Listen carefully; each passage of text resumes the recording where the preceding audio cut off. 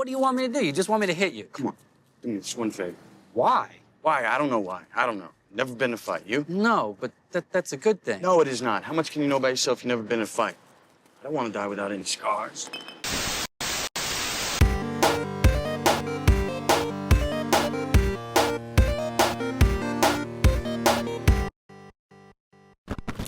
What's going on, guys? Welcome back to No Late Fees. Comic Book Guy here, Leo V there, or here or there. I think you're here. I'm going to go here. Today we're talking about one of my personal favorite movies, my favorite books, and my favorite comic book sequels. I'll tell you about those later. David Fincher's Fight Club. Wait a minute. These were books?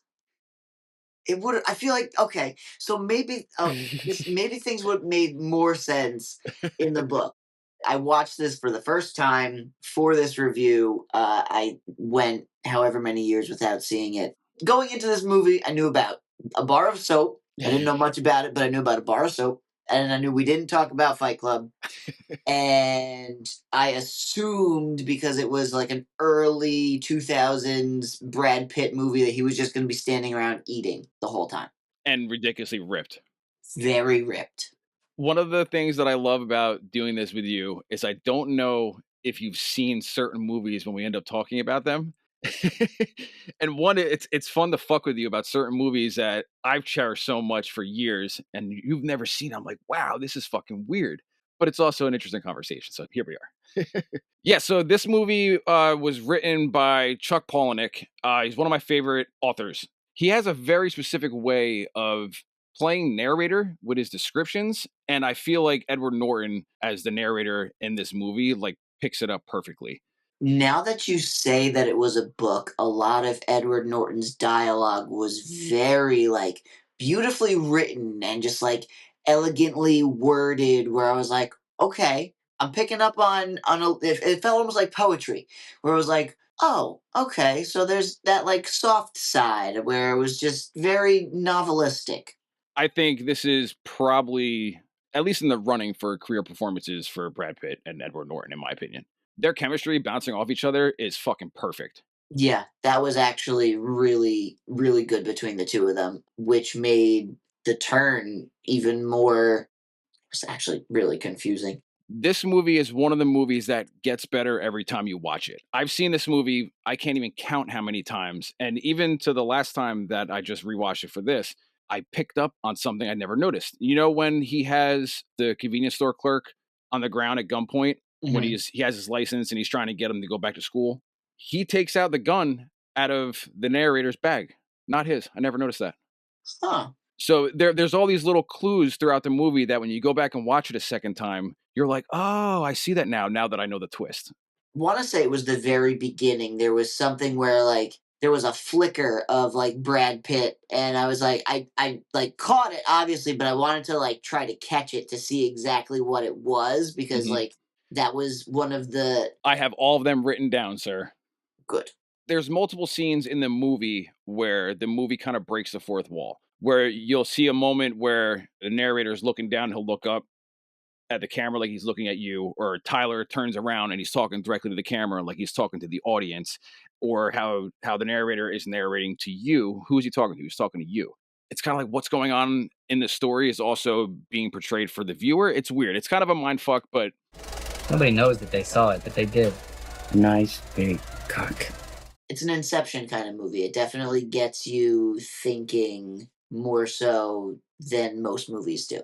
This movie is about a generation of men who have a soulless existence in society and feeling like a slave in a 9-to-5 work lifestyle. It has a way of like tearing down materialistic values and corporatism. And to me, this movie was the movie that ended the 90s and started the 2000s to me. I mean, yeah, it did end in a very like Y2K, fuck corporate America kind of. Yeah. Not kind of, very much that. So this movie tells a story of one psychologically damaged individual who I'm going to call Jack. So people have a tendency of calling him either the narrator or Jack. How he says, like, I'm Jack Nipples, I am Jack's Adula Oblongata, I am Jack's complete lack of surprise. He always refers back to those little poems he found. There's a whole series of these. I am Jill's nipple. I am Jack's colon. I am Jack's raging bile duct. I am Jack's complete lack of surprise. So even though it's not official, people do call him Jack. You find out actually, and so there's 2 comics. There's Fight Club 2 and Fight Club 3, which Chuck also wrote. He calls himself Sebastian in the second one, and he calls himself Barthazar in the third one. Oh, Good reads. Balthazar. Good reads. I don't want to tell you about it just in case if you decide to read them, but they're definitely good reads. Super Okay. violent, super graphic. Chuck's the writer, so it has that feel. Psychologically damaged, he feels like he's lost in a world that he doesn't have a purpose for. And when left to his own devices, he succumbs to inner chaos, gathering a group of misfits, Fight Club, and it quickly turns. Meatloaf. Bob had bitch tits. Bob had bitch tits. I was actually waiting to see if you knew that was Meatloaf. I got so excited when I saw Meatloaf in the credits. I was like, the fuck is Meatloaf doing in this movie? I love Bob. Okay. I love Bob. Bob's fucking great. I can't imagine why this gathered a cult following. That Not I- like it's essentially about forming a Yeah. fucking cult. Yes, it definitely is. He basically gathers a group of individuals who feel like they have no individuality in that weird, dark society that they feel like they're trapped in, gives them a purpose, and then basically just makes them into a faceless army. So like they go from like having no individuality to having no individuality just with like a really handsome cult leader. He did a great job of finding the everyman, the waiters, the janitors, the security guards, like the people that society doesn't pay much attention to in the grand scheme of things. Yes, the everyman that you don't see all the time, that the corporate class and wealthy class kind of tends to ignore. We cook your meals, we drive your ambulances, we guard you while you sleep. Don't fuck with us. Do not fuck with us. The movie opens up with our nameless antagonist, the narrator. Again, I'm going to call him Jack just as it's easier to say Jack versus the narrator constantly. He has a gun in his mouth, and it's going down the barrel of a gun. And at the time, you can't see Tyler, but it's Tyler holding a gun to his mouth. And Tyler's explaining to Jack how all the buildings around him are set to explode. They have front row seats for the organized demolition. And you have no idea what's going on, and that's kind of purposeful. I'm sure movies had done it, but I feel like early 2000s was when you really started to see the start with the third act opener and then like, let me tell you how I got here. Yes. I feel like a lot of movies followed this movie as a trend that I can't prove it, but I'm going to say, as far as I remember, this movie kind of started that trend of the narrator talking to the viewer, explaining things, giving them clues and hints, and also we're going too fast. Let me just back up a little bit, and you go to a different part of the movie, which we do. Jack is a soulless nobody working for a car insurance company as a recall coordinator, which we find out is a very fucked up job. Feeling like he has no place in a materialistic society, he starts attending random support groups for testicular cancer, for his insomnia, yeah, and because he can't sleep. melanoma. Yeah, so he's having trouble sleeping, and he finds this weird emotional release in going to these meetings, and when people think you're dying, they listen to you, and they really listen to you. It's not weird emotional release, Tom. It's called therapy.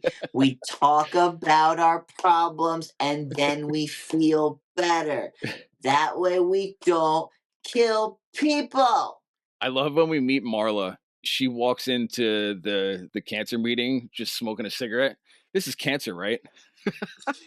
I was not expecting her to be in this movie either, to be honest with you. Yeah, but, Helena Bonham Carter. She's really good in this. And I mean this in the nicest way possible, but she plays like a dirty, dingy, Fun fact about this movie: hooker-esque woman very well. when the makeup artist applied her makeup in this movie, she purposely had her do it with her non-dominant hand, so the makeup looked looked like half-ass and like fucked up. That's great. He could finally sleep. He's sleeping like a baby. He says babies don't sleep this well. All of it is ruined once Marla Singer shows up at one of the meetings, enters his life, and she's doing the exact same thing. He calls her a tourist. Your lie is exposing my lie. And all of a sudden, he can't sleep again. It's funny, the immediate like meta commentary of like, how dare this bitch? She doesn't even have testicles. Like, how are you gonna be here in my group? This is my place, man. Like, these are my friends. Get away from my friends. I'll take testicular cancer. If anything, I have more of a right to be here than you do. You still have your balls. They start divvying up which ones they want. All right, like you take this one, I'll take these few days. Like Yeah, we yeah, can't yeah. we can't do this together. It's gonna blow. It's gonna ruin the whole thing. The girl did her homework. I'll take melanoma. Yes, she did her homework, but that's a interesting homework assignment. But only the first of many interesting homework Yes. assignments for this movie. Next, we meet Tyler. Jack's on a business trip on a plane, and he meets a mysterious, outgoing individual, Brad Pitt, who we find out is Tyler Durden, an obnoxious soap salesman. Here comes the soap part that you were curious about. So And Tyler is the complete opposite of Jack. He's outgoing, he's loud, he's confident, he's charismatic, he's obnoxious. I look like you want to look, I fuck like you want to fuck. I look like you want to look. I fuck like you want to fuck. I am smart, capable, and most importantly, And most importantly, I am free in all of the ways that you are not. everybody can find a bit of Jack in themselves. The grass is always greener on the other side. As far as oh yeah, it's so much easier for people with charisma and who are just they get everything they want. And I wish I could be that way. You kind of need like I would say like a healthy balance of both. Yeah, for sure. And this is also one of the first hints you get. They're on the plane and he pulls his briefcase out and he goes, "We have the exact same briefcase."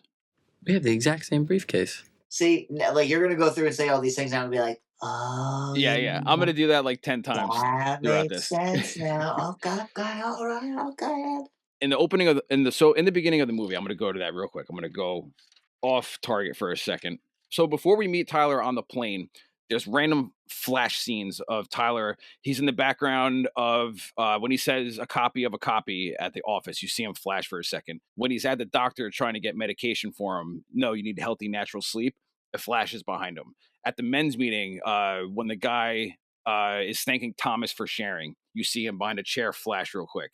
I couldn't cry, so again, I couldn't sleep. Marla's walking down the alleyway. Brad Pitt flashes again. Before they board the airport, he's talking about single serving friends and single serving mints and Oh, right. The single serving creamer, the shampoo and the creamer, coffee. all that stuff. There's a commercial where you see the hotel staff welcoming you to the hotel. Brad Pitt, Tyler, is one of the employees going, "Welcome." When Jack is on the airport leaning, what's that thing called at the airport? It's like the escalator thing that makes you walk faster. What the fuck's that called? Express walk, Yes, I'm going to say express walk thing. I forgot the technical term for it. the When escalator of the airport. so when you see the express walk, the escalator of the airport thing, you see Tyler in the background leaning. Once you meet Tyler, the flashes stop. Yeah, that's right. There were no flashes after that. Yes, and there's a theory. A lot of this movie is ambiguous, and there's never really an explanation. The comics kind of twist that around a little bit, like certain things in the movie get explained, but for this conversation, I'm going to ignore the books. There's a theory that when he's on the plane and he's like, every sudden movement, I pray for the plane to crash, and all of a sudden the plane crashes into the other plane. The Right. windows rip off, and he's holding on and everything, and all of a sudden it clicks back in, and he wakes up from his dream. There's theories that he died right then and there, and everything else didn't happen. Not explained. It's ambiguous, but because that's the moment where you meet Tyler, and everything else was real before that. But that's left into, you know, It's like we'll start spinning the Inception top now and wait to see if it falls over. yes. But I like when movies do that, where they give you options and you get to choose. It leaves the Very much conversation open for the next few decades, because what am I doing right now? I'm still talking to still you, talking about it, still right? talking about Fight Club, and there's not Even though really. we're breaking the rules, we're not supposed to do that. Well, that's the first rule. And the second rule, And the second rule. This movie reminds me of Joker, very much so. which Joker 2 ruined because it gave you an answer and it kind of ruined the mystery of it. And I like how this movie has a bunch of different things that are completely left open to interpretation. After the flight, Jack returns home and he finds that his condo was destroyed. It's blown up, completely on fire. They exchanged phone numbers on the flight, and for some reason he calls Tyler. And he's eating. Brad Pitt, you can hear him, he's eating at that point. He's eating. He ends up getting a beer with him, and this is another thing you would notice the next time you watch it. So when they're sitting at the table talking back and forth, the things you own end up owning you, and you're chasing cars and clothes, and I had the couch situation all figured out. I had a wardrobe that was becoming very respectable. I was close to being complete. Shit, man. Now it's all gone. I had the striped wallpaper. Yes, when he's talking about his fucking IKEA stuff that he has in his house, they're drinking a beer, right? There's only one beer on the table. So there's only one beer at the table because in reality, the only person that is there Oh is my God. Jack. After having a few beers, they end up going out in the parking lot. He asks Tyler if he could stay at his house because he has nowhere to stay. And he randomly just goes, I want you to hit me in the face as hard as you can. This is crazy. You want me to hit you? That's right. What, like in the face? Surprise me. I want you to hit me as hard as you can. It's a choice to ask a stranger who you've just met to go and stay with to punch you in the face, but then to have it find out that yourself doing it is a whole extra layer of just okay, Schizophrenia is a hell of a mind fuck. to say the least. They end up fighting and they kind of get off on it. They're like, hit me again. No, you hit me. And they end up fighting each other in the parking lot, and it doesn't separate them like a physical conflict usually does. It solidifies this new fucked up relationship that we're getting introduced to. It brings them together like best friends do. I don't know, it's kind of like daddy issues relationship, mentor mentee type relationship. It's weird, but it's supposed to be an unhealthy relationship. It definitely that's the phrase I was looking for. It is an unhealthy relationship. So quickly, Jack moves into Tyler's house. Which is just a dilapidated, rundown, like nobody lives here, Completely but there's abandoned. water and power, so somehow it's okay. And they regularly beat the fuck out of each other in like bar parking lots and back alleys, and they end up forming an underground fight club as a fucked up way to blow off steam alongside more men from all statures and walks of life. This organized violence kind of just brings all these misfits together. It became It becomes an addiction. yeah, and like in its own way, it was their way of letting out their emotions. So I will call it a minor form of therapy, Yeah. but that's a stretch even saying that. It is great to have things that you do with people that make you feel good. A fight club is a choice. I never really got the line until years after this movie came out, where Tyler says something about how much you really know about yourself if you've never been in a fight, right? I never understood, like, I'm like, oh, it's weird that like they kind of, come together and bond after they've been into a fight. But there was a situation when I was a kid where I got into a fight with someone and ended up becoming friends with them years down the line. And there was like a weird like camaraderie / like weird sense of humor we had with one another, where like I can just gradually say like, yeah, that's why I punched you in the face 7 years ago. Or he's like, yeah, that's why I hit you in the fucking mouth. Well, like we had like a weird camaraderie where it kind of like it gave us like a different outlook that me and you or me and him wouldn't have because we never hit each other. Maybe it has no meaning at all, and maybe it's just a weird fucking statement. But for some reason, like one day I was watching and I was like, oh, I kind of get that. I can't say I've ever been in a fight. I would remember that. I'm about as intimidating as a wet piece of paper. So No, I man, can't see that working out in my favor. it's always the But little guys that fucking surprise you. So I wouldn't I'm count you out.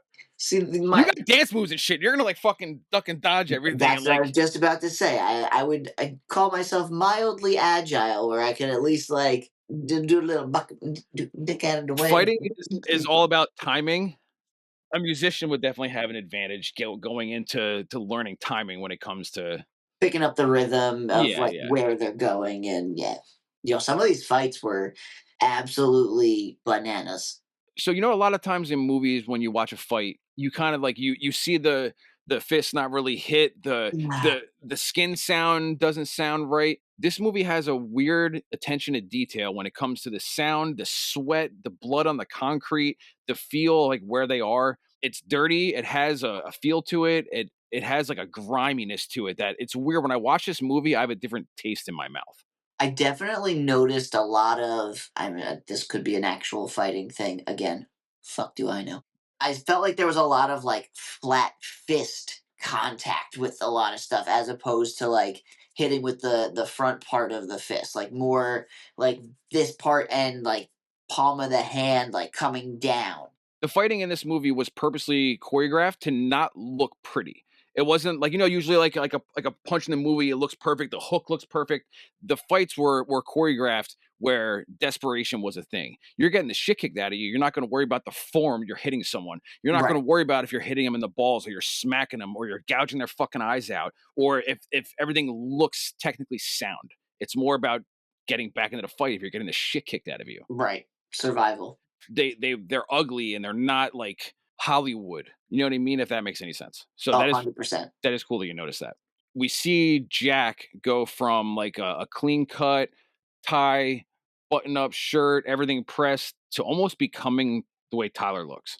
His clothes are dirty. His clothes are more rigid looking. He has black eyes. He has stitches. He doesn't give a fuck how he looks at work. Yeah, the Tyler influence is very heavy throughout the second act of this movie. It shows how like Edward Norton is very much wanting to be that Tyler character, and when Tyler starts to get noticed for starting Fight Club and he doesn't, or like no one's paying attention to him still, it kind of rubs him the wrong way where he's like, yo, fuck Tyler, like what about me?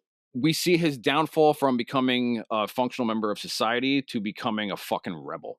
Marla comes back in his life. She randomly calls him and she's basically about to kill herself, commit suicide by overdosing on Xanax. And I love how he doesn't give a shit. He just like gets her talking and just puts the phone on top of the hanger and just walks away. And Tyler picks it up. And Tyler's just kind of like entertained by what's going on. He doesn't give a shit. Another thing that you'll notice if you go back and watch it again, you never actually see Marla and Tyler talk. They'll be in the same room, but they don't have a conversation together. Except for their humping, Tyler and Marla were never in the same room. My parents pulled this exact same act for years. So like he'll walk in and he'll be like, "You're talking to her about me again, aren't you?" And then he'll walk out and then she'll be like, "Who are you talking to?" How the fuck do I even say this? I gotta like watch my words here. When they're constantly fucking in the house, and he's like, "You go to work and you come home to this," and they're just painful sex. It sounds like painful sex upstairs. They're like screaming and moaning, and like you hear stuff banging around. And when he opens the door and he's like, "You want to finish her off?" You want to finish her off? And he goes, he goes back and he lays down, and she goes, "Oh, I haven't been fucked like that since grade school." Shit that came out of this woman's mouth I ain't never heard. My God, I haven't been fucked like that since grade school. The original line in the book is she falls back down and she goes, "I want to have your abortion." And the shit that came out of this woman's mouth I ain't never heard. I want to get pregnant. I want to have your abortion. Yeah. That was the original line from the book. And for some reason, they thought the "I haven't been fucked like that since grade school" was a better alternative. It shows the appeal that Tyler has, even to someone like her, where people like him so much. And for some reason, she's so attracted to him that she wants to have his abortion. You got to have a sick fucking connection to someone if that's something you would say. I mean, I would say it's more of a no, it's fine. Nope. What are we doing tonight? Tonight we make soap. And this is where you get the explanation of the whole soap thing. They go to a liposuction clinic. They hop the barbed wire fence and they're just taking the fat to make the soap and selling rich women their fat asses back to them. It was beautiful. We were selling rich women their own fat asses back to them. It's fucking hilarious. He was selling these bars for $20 a bar. God knows what they were paying for him. Right? And then very strangely, this is like one of the, I mean, you definitely got a bunch of red flags from Tyler, but this is the first major red flag you get from him. He looks straight at Jack. You were then to add sodium nitrile, dash the sawdust. You got dynamite. Yeah, with enough soap, one could blow up just about anything.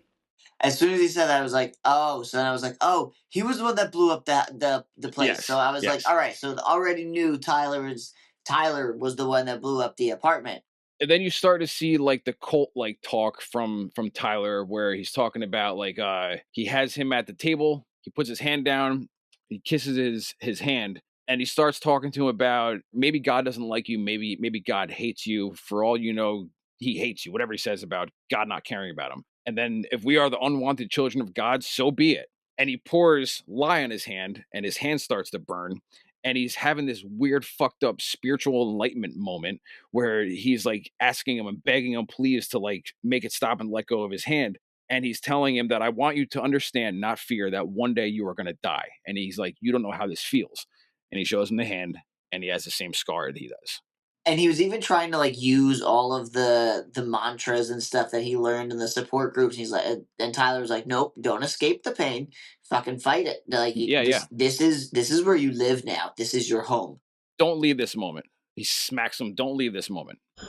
It's the greatest moment of your life, man. And you're off somewhere missing. I am not. You're having the most important moment of your life, and he smacks him, and he because he's trying to find his power animal and his meditation. I'm in my power cave. Leave me alone." So now they have the same scar, and again, it's a weird bond that we see as the viewer, where their pain bonded them as this again unhealthy, fucked up relationship. Now, did I notice correctly that throughout the movie, other people also had the scars? So Yes. it was Yes. like very much that like initiation, almost like Yes. So when he's having that moment with everyone, that speech, he's doing the same thing. It's only after we've lost everything that we're free to do anything. I fucking love that line. It's only after we've lost everything that we're free to do anything. He's preaching how advertising has them chasing cars, chasing clothes, working jobs they hate to buy shit that we don't need. And as he's giving that speech, fucking Lou walks in. fucking Lou. That was a great scene. I'm fucking Lou. Who the fuck let you into this place? Who are you? The name on the sign says Lou's Tavern. I'm fucking Lou. And this is one of those scenes where, even though I know it's coming, I kind of have to look away. There's another one we'll get to later, but where he starts beating the shit out of Tyler, trying to get him to leave his property. And Tyler jumps back on him after getting the shit kicked out of him like he was fucking sexually aroused. Let's be pretty honest here. He's getting hit. Yeah. Oh, Lou.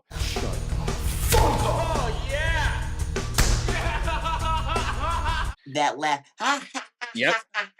That laugh is so sinister. He jumps on him and he starts shaking all of his blood onto him. He's like, "You don't know where I've been, Lou. You don't know where I've been." Oh my God. You don't know where I've been. All of his blood is pouring in his mouth and pouring on his face. People are throwing up, and he gets him to agree to let them use the basement on his mother's urn. He promises.